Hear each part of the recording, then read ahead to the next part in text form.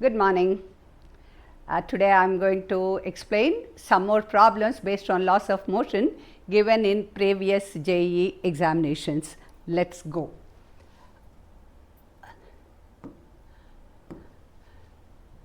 Look here, a massless spring gets elongated by an amount x1 under the force of 5 Newton and its elongation is x2 when a force of 7 Newton is applied. What is the force required to create an elongation of 5x1 minus 2x2? That is the question. First, let us understand the question properly. On applying a force F, that is 5 Newton, elongation is x1.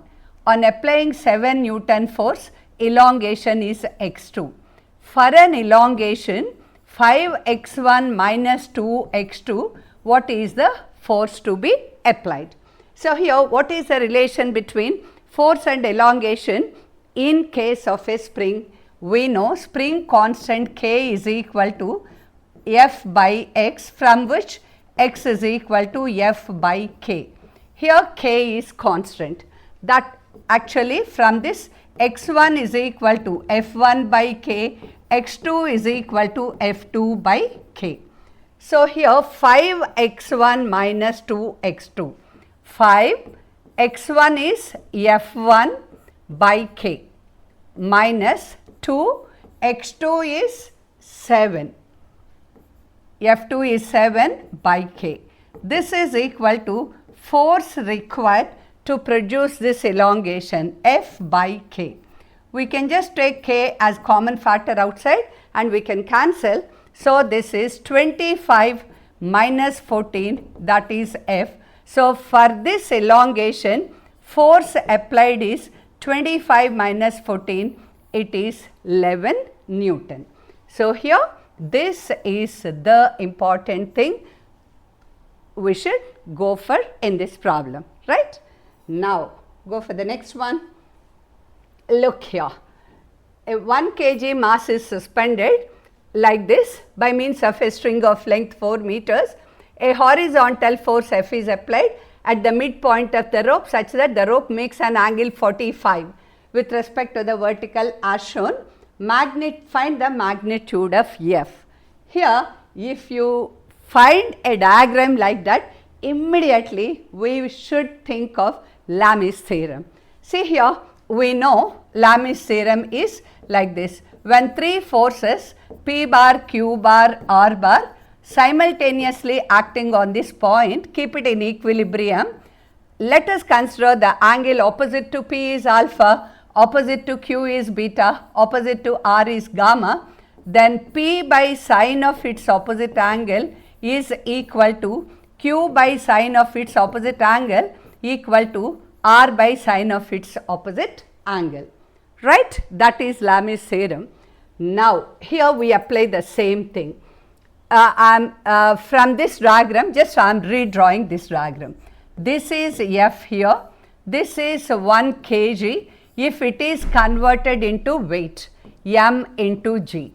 Mass is 1, G is given as 10 here, so this becomes 10 Newton and this is making an angle 45. This is 45. So the angle opposite to this becomes 90 plus 45 and this angle will be equal to 45. So this angle will be 90 plus 45. So if you apply Lami's theorem, P by sine of its opposite angle, that is 10 by sine of its opposite angle is 90 plus 45 degrees.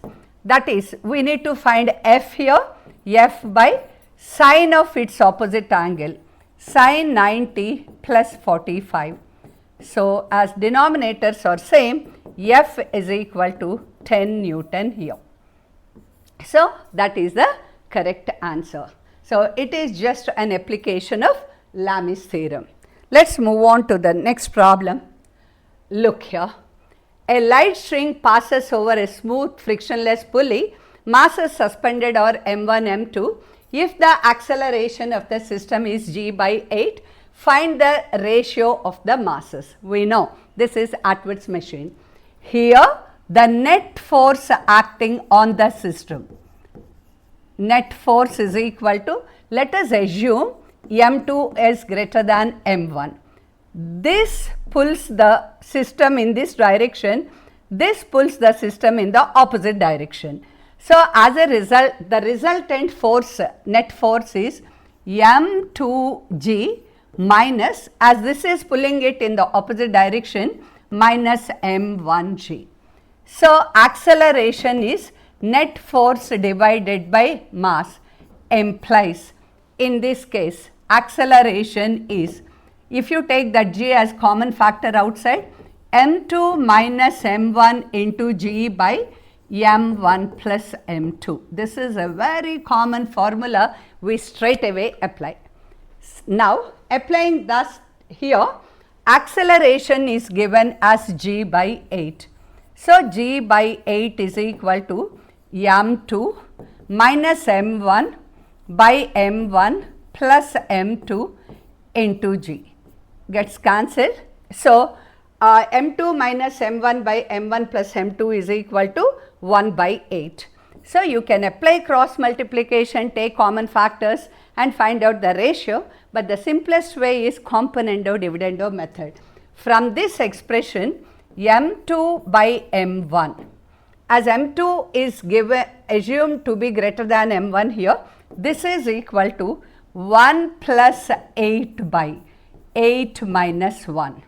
So, M2 by M1 is equal to 9:7, that is the answer. Okay, move on to the next problem. Look here, a player caught a cricket ball of mass 150 grams. So, mass of the ball is given as 150 grams. As the answers are given in MKS system, I have converted the mass to kg, gram to kg, that is 0.15 kg. It is moving at a speed of 20 meter per second. The catching process is completed. So, when the ball is caught, its final velocity becomes equal to 0, and this process is completed in 0.1 second. Magnitude of the force exerted by the ball on the hand of the player, F is equal to M into V minus U by T or V difference U by T.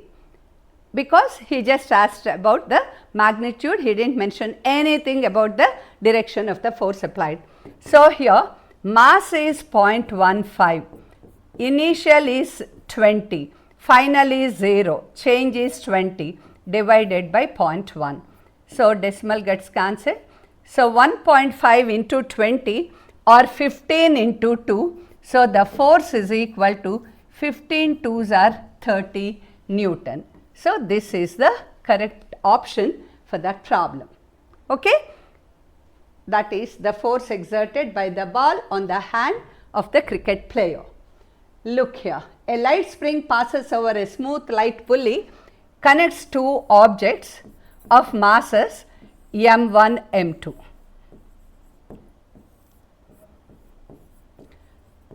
Okay, acceleration of the system is given as G by root 2. Find the ratio of masses M1 by M2 is how much? That is the question. So, here it is clearly mentioned M2 is greater than M1. Just now we have seen that formula, isn't it? Acceleration is equal to A is equal to M2 minus M1 into G by M1 plus M2, net force divided by total mass. Here acceleration is given as G by root 2. This is M2 minus M1 into G by M1 plus M2. G and G gets cancelled. 1 by root 2 is equal to M2 minus M1 by M1 plus M2. Once again, using componendo dividendo method, right? We are supposed to find M1 by M2. such that M1 is less than M2. M2 is greater than M1, that's what given, or M1 is less than M2. From this, M1 by M2 is equal to root 2 minus 1 by root 2 plus 1. Why we have taken minus in the numerator and plus in the denominator is M1 is given as less than M2. So, the answer is root 2 minus 1 by root 2 plus 1, componendo dividendo method. Go to this problem. See how easy the problems are if you are confident about the concept and the formulae in your fingertips. Okay, that's what is needed to score 99 percentile again. Okay, now look here, a body of mass 4 kg. Mass is given as 4 kg, experiences two forces 5I plus 8j plus 7k and F2 is equal to 3I minus 4j minus 3k. Find the acceleration of the body. So, acceleration is equal to F1 plus F2 by m. Net force divided by mass implies acceleration is equal to 1 by 4 of F1 plus F2, 5 plus 3I, 8I, 8 minus 4 plus 4j, 7 minus 3 plus 4k. If you take 4 as common factor outside, 4 by 4 into 2I plus j plus k, 4 and 4 gets cancelled. This is the expression for acceleration when those two forces are simultaneously acting on the body, right? Go for the next one. Look here, a spherical body of mass 100 grams is dropped from a height h1 is equal to 10 meters and after hitting the ground it rebounces to a height of 5 meters. What is the impulse imparted by the ground to the body? Given is g is equal to 9.8 meter per second square. If you look at the options, there is no sign. So, we are not worried about the direction, we are just supposed to find the impulse. Impulse of the body or impulse on the body is also equal to impulse exerted to the ground. So, impulse is nothing but it is change in momentum. I is equal to m of V2 minus V1, or if you ignore the direction, it just becomes V2 difference V1. Okay? So, m of V2 difference V1. Now, here a body is dropped from a height h1. What is the velocity on reaching the ground? V1 is equal to square root of 2g h1, that is square root of 2 into 9.8 into 10 root 196, it is 14 meter per second, V1, right? And now V2, it bounces to a height h1, so velocity with which it bounces is again square root of 2g h1. Using the same formula, v square minus u square is 2as, out of which the final velocity is 0. So, u is equal to square root of 2gh. So, here v2 is equal to root of 2 into 9.8 into 5, it is root 98 or 7 root 2. So, substitute those two in this formula for the impulse. Look here, impulse is equal to m. This is in grams, answer is in kg meters per second, right? If you convert that into kg, it is 0.1 into 14. Minus of minus becomes plus, because here V2 minus V1 you have to take, but V2 minus, as the direction is reversed, minus of minus becomes plus. So, it simply becomes m into V2 plus V1. So, this is 14 plus 7 root 2 is 1.414, 7 14s are 9.8, so approximately this is 9.96, right? So this is 0.1 into 23.9, or it is 2.39 kg meter per second is the unit for impulse. So answer is 2.39 kg meter per second. It is very simple. So m into v minus u. As the body bounces back, here v minus of minus, it becomes plus m into v1 plus v2. Okay, look into this problem. Three forces, or F1, F2, F3 are simultaneously acting on a particle of mass 5 kg. Forces F2, F3 are perpendicular. See here, this is F2 given as 8 Newton. This is F3 given as 6 Newton. They are at right angles. F3 might be in this direction. This is 10 Newton. It is given that all the three forces together are keeping that point at rest, okay, or acting on a particle of mass 5 kg perpendicular such that the particle remains at rest. If F1 is removed, then the acceleration of the particle is. It is very simple. When F1 is removed, what are the forces remaining? F2 and F3. It is like this. So this is 8 Newton, perpendicular to it 6 Newton. When F1 is removed, this is the situation. The resultant, as they are at right angles, the resultant is root of 6 square plus 8 square, that is equal to 10 Newton. So acceleration is net force divided by mass of the object, that is 5. It is 2 meter per second square. That is a routine way of doing that problem. Shall I tell you the smart way? It's very simple. F1, F2, F3 together are keeping that point in equilibrium, meaning every force is the equilibrant of the remaining two. That is, the magnitude of the equilibrant is same as the resultant of the other two. So here the magnitude of F2 and F3 will definitely be equal to F1, that is 10 Newton.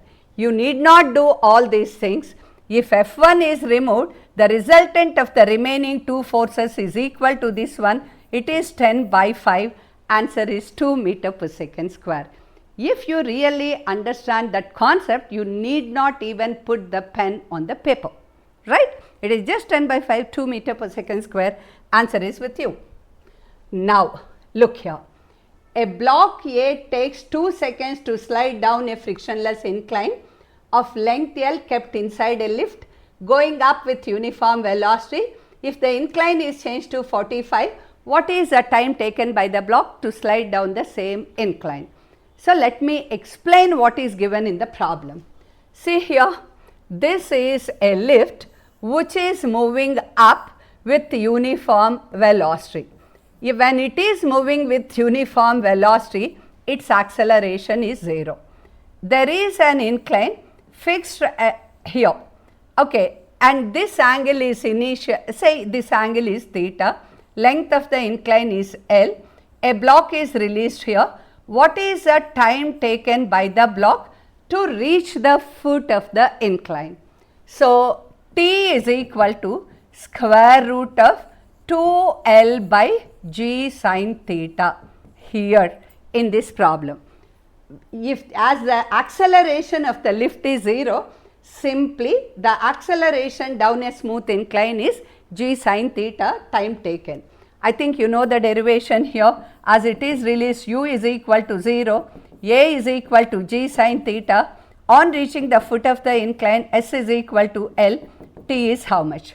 As S is equal to ut plus half at square, from this T is equal to square root of 2s by A. So S is L here, A is G sin theta, but directly we are applying that formula quite a number of times. So, time taken by to reach the foot of the smooth incline is square root of 2L by G sin theta. In this problem, length of the plane is not changed, G at a given place is constant. See, the angle of inclination is changed and proportionately you have to find the corresponding time taken by the body to slide down the incline. From this concept, T is inversely proportional to root sin theta. So, here T1 is given as 2 seconds and theta 1 is given as 30 degrees. Look, so 2 seconds when the inclination is 30 degrees. What is the time taken when the angle of inclination is 45 degrees? So, T2 is how much? Substituting this in that proportionality expression, actually T2 by T1 is equal to root of sin theta 1 by sin theta 2. So, T2 is equal to root of sin theta 1 by sin theta 2. If you take this T1 to this side, into 2. Sin 30 is 1 by 2, sin 45 is 1 by root 2 under root into 2. This gets cancelled root 2 times. So, do the calculation part carefully. See here, T2 is equal to 2 by square root of root 2, that is 1.414. So, it is 2 by root 1.414 is approximately 1.2, because 1.2 square is 1.44. So, roughly it is. So, this is approximately, if you take the decimal up, 20 by 12 or it is 5 by 3, it is nearly equal to 1.67 seconds. So, the correct answer, if you exactly take the square root, it will be 1.68 seconds. That is the answer. Okay? Let us move on to the next problem. Look here. For a free body diagram shown in the figure, 4 forces are applied as shown.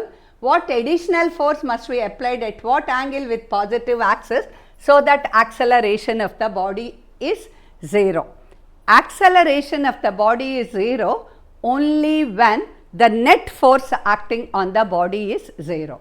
See here, these two forces 5 and 6, they are in opposite direction. So, the resultant is 1 Newton. I am just redrawing the diagram. This is positive x-axis, very obviously negative x-axis. This is positive y-axis, this is negative y-axis. So, the resultant of these two is along negative x-axis, this is 1 Newton. Resultant of these two is, as this is larger, it will be in this direction, and that is 1 Newton in this direction. So, those 4 forces are simplified like this. 2 forces 1 Newton each are at right angles to each other. So, their resultant will be root of 1 square plus 1 square is root 2 Newton, making 45 degrees with negative x-axis. Here what is asked, follow it carefully. What additional force must be applied to keep it in equilibrium? So, always the additional force needed is their equilibrant. Equilibrant is equal in magnitude and opposite to the direction of the resultant. So, it has to be opposite to the resultant. This is the additional force applied. So, this angle is 45 and its magnitude is same as their resultant. So, the answer is the equilibrant force applied or additional force applied along with those two so as to keep that body in equilibrium is root 2 Newton, making an angle 45 degrees with positive x-axis. So, this is the additional force applied at an angle 45 degrees with positive x-axis. That is the answer. Go for the next. Look here, an object of mass m is being moved with a constant velocity. You have to pick up the keywords. Constant velocity means net acceleration is 0, net force is equal to 0. An application of a force 2 Newton. See here, when a body is moving up, velocity is upwards, mg sin theta is downwards. So, the force is applied in this direction, that is 2 Newton force. So, as the body is, that 2 Newton is exactly balancing mg sin theta, meaning mg sin theta is equal to 2, right. At that particular condition, it is just moving up with uniform velocity. So, even when the body is moving up, distance moved increases, but force remains constant as mg sin theta is constant. So, here as the body is moving up, velocity is upward direction, force is also upward direction. So, force is taken as positive since it is in the direction of velocity, that is 2 Newton. Now, when it is moving down, look here, when the body is sliding down, force is acting in this direction. It is moving down with uniform velocity. In this case, force of 2 Newton is applied upwards. As the body is moving with uniform velocity, that force is constant. But in this case, the direction of force is opposite to the velocity, hence it is taken as negative and its magnitude is 2 Newton. So, here look at the options. Force is constant. In these two options, force is not constant. In this case, when it is moving up, force and velocity are in the same direction, constant positive value here. When it is moving down, force and velocity are opposite, so F is a negative constant value. So, this is the correct option for that problem. Okay, I will stop here for today. I will continue with some more problems in the next session. Thank you and bye-bye.